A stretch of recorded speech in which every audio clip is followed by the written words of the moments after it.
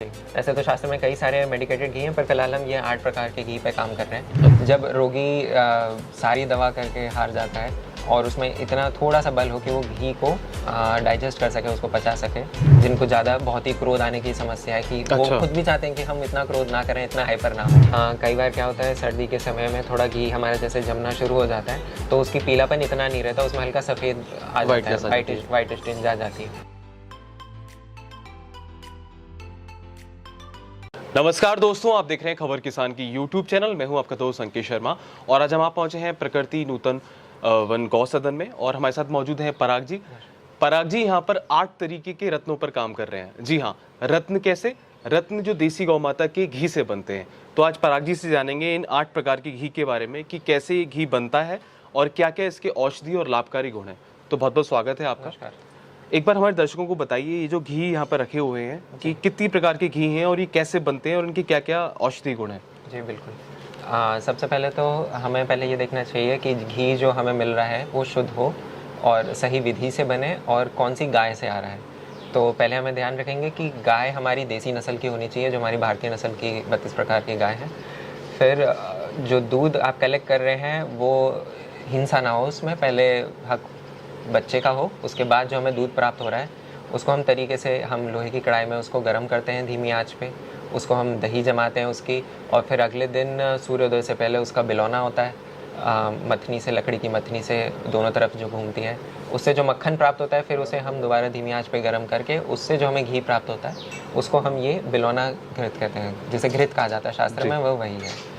तो उसमें हमें ये ध्यान रखना चाहिए कि घृत अच्छे से पका हो। अगर आपका घी अच्छे से नहीं पका है तो उसमें आपको स्मेल आएगी, वो उतना फ़ायदा नहीं करेगा, उसमें दिक्कतें आएंगी। फिर उस घी को हम कुछ सालों तक अगर अच्छे किसी पात्र में रखते हैं, उसको प्रिजर्व करके रखते हैं, तो उसको हम पुराण घृत कहलाते हैं, जो 5 वर्ष पुराना, 10 वर्ष पुराना, 100 साल पुराना ऐसे होता है। तो उसी जो पुराना घी होता है उसी को हम अपने जैसे कहेंगे औषधीय गुण वाला घी यानी मेडिकेटेड घी, उसके लिए हम प्रयोग करते हैं। एकदम ताज़े घृत को नहीं प्रयोग करते, उसका इतना रिजल्ट नहीं मिलता। तो जो पुराना घी है हमारे पास, जैसे 5 साल पुराना घी है, तो हम उससे ये औषधियों का निर्माण करते हैं।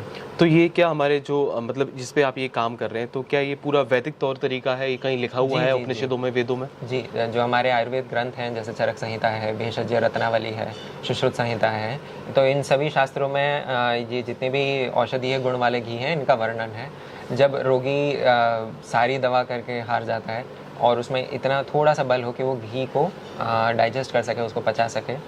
वैसे तो ये खुद भी ऐसे घी हैं जो बहुत ही आसानी से डाइजेस्ट हो जाते हैं। हाँ, जैसे कहते हैं आजकल की वे भ्रांति भी इतना फैला रहे हैं कि घी पचता नहीं है, बूढ़ों को नहीं खाना चाहिए, छोटे बच्चों को नहीं देना चाहिए।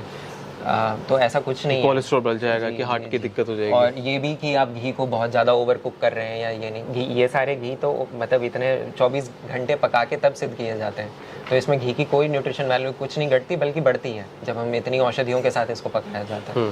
तो इसकी पूरी विधि है जो शास्त्र में लिखी है, तो उस तरीके से इसको बनाया जाता है। तो उसी शास्त्र की विधि के अनुसार आप ये सब बनाते हैं? जी जी जी। तो कितनी प्रकार की बीमारियां, जैसे अगर मैं देख रहा हूँ कि किससे क्या बीमारी ठीक होती है, उसके बारे में कुछ बताइए। जी, ऐसे तो शास्त्र में कई सारे मेडिकेटेड घी हैं, पर फिलहाल हम ये 8 प्रकार के घी पे काम कर रहे हैं। अच्छा। तो जैसे ये अर्जुन घृत है, तो सबको पता है कि अर्जुन की छाल जो होती है, अर्जुन की छाल होती है, तो उसके साथ घी को सिद्ध किया जाता है। काढ़ा अलग से पकाया जाता है, कल्क अलग से पकाया जाता है, फिर वो तीनों चीज़ों को मिला के वो घी को पाक होता है।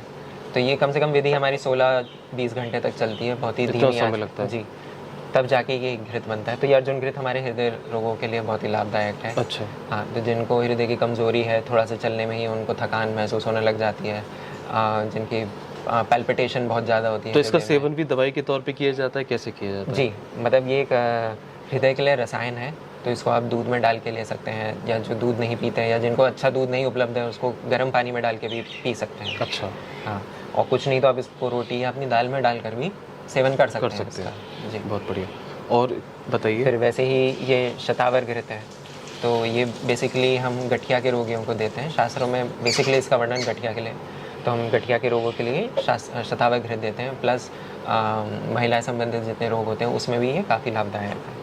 फिर उसके बाद ये ब्राह्मी घृत है, ये हमने इसका रिजल्ट जी दिमाग से रिलेटेड संबंधित जितने भी रोग होते हैं उसके लिए हमने कई छोटे बच्चे जिनको मेंटल रिटार्डनेस की प्रॉब्लम है या जिनका विकास धीरे हुआ उनको भी हमने काफ़ी दिया है, तो हमें अच्छा रिजल्ट मिला है। जिनको ज़्यादा बहुत ही क्रोध आने की समस्या है कि वो अच्छा। खुद भी चाहते हैं कि हम इतना क्रोध ना करें, इतना हाइपर ना हो, तो उसमें भी इसके काफ़ी अच्छे रिजल्ट है। ये हाँ, मस्तिष्क को काफ़ी शांति प्रदान तो करता है। आप मोती पहनने के बजाय आप इस घी का सेवन करें तो ज़्यादा अच्छा लगेगा। बिल्कुल, हाँ, ये बात और कहना चाहूँगा, जैसे मोती और नवरत्न पहनने से जो हमें, जिनको कहते हैं ग्रह बाधाएं होती हैं, मतलब चरक में ये भी लिखा हुआ है कि ब्राह्मी घृत का सेवन करने से आपकी जो ग्रह की बाधाएं हैं वो भी दूर होती है। अरे वाह। वो बड़ी एक सिंपल सा लॉजिक है, जब आप शांत हैं, अपने पूरे संयम में हैं, तो आपको ऐसा काम करेंगे ही नहीं जो आप बिल्कुल, जिससे जो आपका आपको मेन दिक्कत चीज़ तो हो। आपका दिमाग है ना, दिमाग है, आपके सही कंट्रोल में रहेगा तो फिर आप चीज़ें गलत करेंगे ही नहीं। करेंगे ही कैसे। बिल्कुल। फिर हम ये अश्वगंधा घृत है, ये बाल रोगों में, जैसे जो छोटे बच्चे जिन होते हैं जिनका वजन नहीं बढ़ता, ठीक है, उनको दिया जाता है।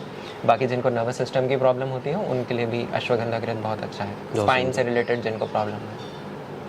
फिर ये गिलोय घृत है, ये डायबिटीज़ के लिए, स्किन डिजीज़ के लिए बहुत ही उत्तम है। अच्छा। हाँ, ये थोड़ा कड़वा होता है, सेवन करने में हाँ, थोड़ी गिलोय दिक्कत भी आती है। कड़वी जी, होती है काफ़ी इसकी कड़वी गिलोय जो नीम पे उगती है उसका प्रयोग करते हैं, तो ये गिलोय घृत है। फिर हम ये ब्राह्मी घृत है, ये फल घृत है।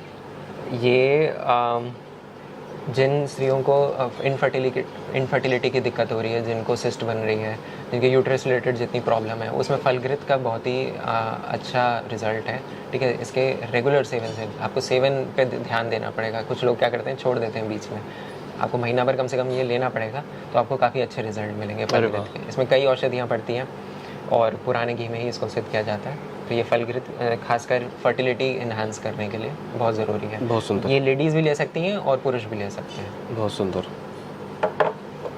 ये महात्रिफलादि घृत है, इसके बारे में तो काफ़ी लोग जानते हैं। ये इसका मेन इंग्रेडिएंट त्रिफला होता है, और हमें पता ही है त्रिफला कई रोगों में काम आता है, जैसे कॉन्स्टिपेशन में, हेयर रिलेटेड प्रॉब्लम में, आँखों की कमज़ोरी में। तो इसके सेवन से आपको इन तीनों चीज़ में काफ़ी अच्छा लाभ मिलता है। जो लोगों को आँखों में प्रॉब्लम रहती है, हमेशा कंजक्टिवाइटिस होता रहता है या आँखों में दर्द हो जाता है, स्क्रीन टाइम जिनका बहुत ही ज़्यादा है, तो इसके सेवन से उनको इस चीज़ में लाभ मिलता है। बाकी अर्ली स्टेज का ग्लूकोमा कैटरैक्ट हो तो उसमें भी अगर सेवन अच्छा हो, प्रिकॉशन टाइम से कर रहे हैं, मतलब प्रिकॉशन कर रहे हैं, तो उसमें भी ये काफ़ी लाभदायक है। तो क्या रेस्पॉन्स क्या रहता है जो आपके कंज्यूमर्स हैं, जो आपके कस्टमर्स हैं, जब आपको इस प्रकार के घी का वो सेवन करते हैं, तो उनका फीडबैक कैसा रहता है? हमें अच्छा मिल रहा है। अच्छा। जो मेडिकेटेड घी का फीडबैक है, जैसे स्पेशली ब्राह्मी घृत का, शतावर घृत का, इनका फीडबैक काफ़ी अच्छा है। अच्छा, तो लोगों के दिमाग में बड़ा ये है ना कि सस्ता घी खरीद लो और जो पीला पीला हुआ वही देसी घी है, तो ये भी एक मिसकॉन्सेप्शन है, इसके बारे में क्या कहेंगे? बिल्कुल, ये तो है ही। कई बार क्या होता है, सर्दी के समय में थोड़ा घी हमारा जैसे जमना शुरू हो जाता है, तो उसकी पीलापन इतना नहीं रहता, उसमें हल्का सफ़ेद आ जाता है, वाइटिश टिंज आ जाती है। तो कस्टमर को लगता है कि ये क्या है, आप इतना महंगा घी दे रहे हैं और ऊपर से ये पीला नहीं है। तो मैं उन्हें समझाना पड़ता है कि जी देखिए, असली घी तो ऐसा ही होता है। अब हमारी गाय जिस प्रकार का चारा खा रही है उस टाइम पे, जैसे बरसिम खा रही है, तो घी में भी वैसा ही स्वाद आएगा। आपको पूरे साल भर एक स्वाद का घी तो मिल दूध ही में नहीं भी सकता। अंतर आ जाता है, दूध का टेस्ट भी चेंज होता है। बिल्कुल बिल्कुल। तो जिस सीज़न हमारी गाय गन्ना खा रही होती है, तो उस सीज़न हमारा दूध काफ़ी मीठा होता है, तो घी में भी एक अलग स्वाद आता है, वो स्वाभाविक बात है। अच्छा, एक चीज़ आप जब बता रहे थे घी के बारे में, तो आपने कहा कि सिद्ध किया जाता है, तो सिद्ध तो एक काफ़ी एक अलग ही टाइप का शब्द है, तो सिद्ध करना कैसे यूज़ किया? ये होता है कि जैसे इसका एग्जांपल लेके हम बताएं, अर्जुन घृत। तो जैसे हम 1 किलो घृत लेते हैं, तो उसमें 1 किलो ही अर्जुन की छाल को उसमें सिद्ध करना, मतलब आप कुछ हिस्सा अर्जुन का आप काढ़ा पकाते हैं, कुछ हिस्सा अर्जुन का पेस्ट किया जाता है, एकदम उसको बारीक करके उसको भिगोया जाता है, फिर उसको बटने पे या मिक्सी में उसको एकदम बारीक पेस्ट किया जाता है। फिर इन तीनों चीज़ों को, छाल के काढ़े को, कल्क को यानी पेस्ट, और घृत को जो मूर्छित क्या हुआ हो, उन तीनों चीज़ों को मिला के बहुत ही धीरे धीरे पकाया जाता है। फिर जब केवल घी शेष रह जाता है और बाकी सारे जलयान, पूरा एक लॉन्ग टर्म प्रोसेस है ये।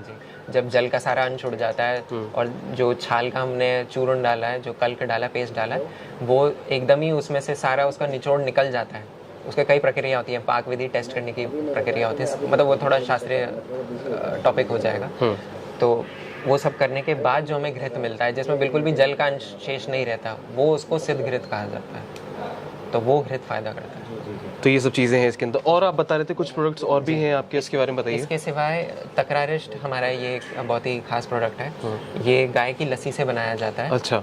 जो हम बिलौना करके हमें जो लस्सी छाछ प्राप्त होती है, तक्र जिसे कहते हैं, काफ़ी पतले तक्र से बनाया जाता है, और इसमें कई सारी औषधियाँ मिलती हैं, जैसे हरड़, काली मिर्च, 5 प्रकार के लवण। उन सबको हम मिट्टी के मटके में फर्मेंट करते हैं, कम से कम सीज़न के अकॉर्डिंग 21 दिन 22 दिन, फिर उससे जो हमें छान मिलता है उसको तकरारिश कहते हैं।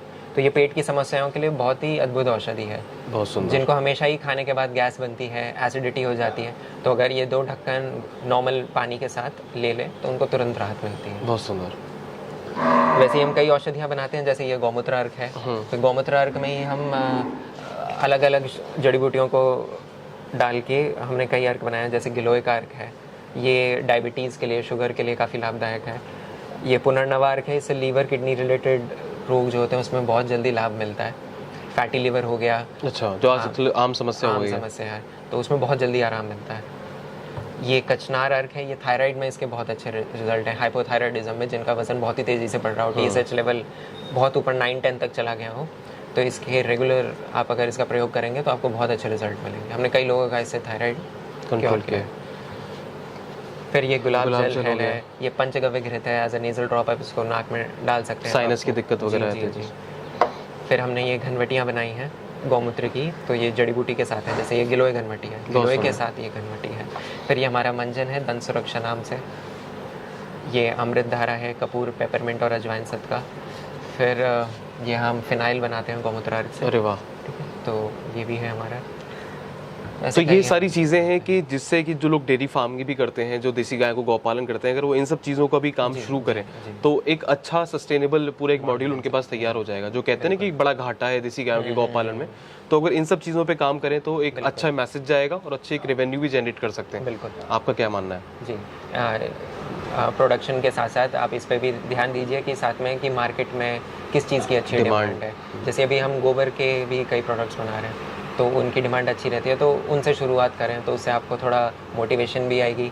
प्लस मार्केट से जब आपको डिमांड आएगी तो आप आगे बढ़ने की आप में एक ललक आएगी। बिल्कुल। तो इस सब चीज़ों पर ध्यान देते हुए आप प्रोडक्ट चूज़ करें। बिल्कुल। तो ये थे हमारे साथ पराग जी, जिन्होंने बताया कि जो देसी गौ माता का जो घी होता है उससे इतनी प्रकार की औषधि बनाई जा सकती हैं, और ये बना रहे हैं। और इससे पहले भी लोग पुरातन जो हमारे प्राचीन काल से जो हमारे ऋषि मुनि हुआ करते थे, या जो पूरे एक वैदिक कल्चर था, उनमें इस तरीके के घी का इस्तेमाल किया जाता था। जो हमारे को बीमारी होती थी वो इससे आप अच्छी तरीके से क्योर कर पाते थे। तो आशा करते हैं आपको मेरी वीडियो पसंद आएगी। अगर आप भी इनके जुड़े कुछ प्रोडक्ट खरीदना चाहते हैं तो नीचे कमेंट बॉक्स और डिस्क्रिप्शन में हम पूरी डिटेल आपको दे देंगे। बने रहिए हमारे साथ, देखते रहिए खबर किसान की यूट्यूब चैनल। धन्यवाद।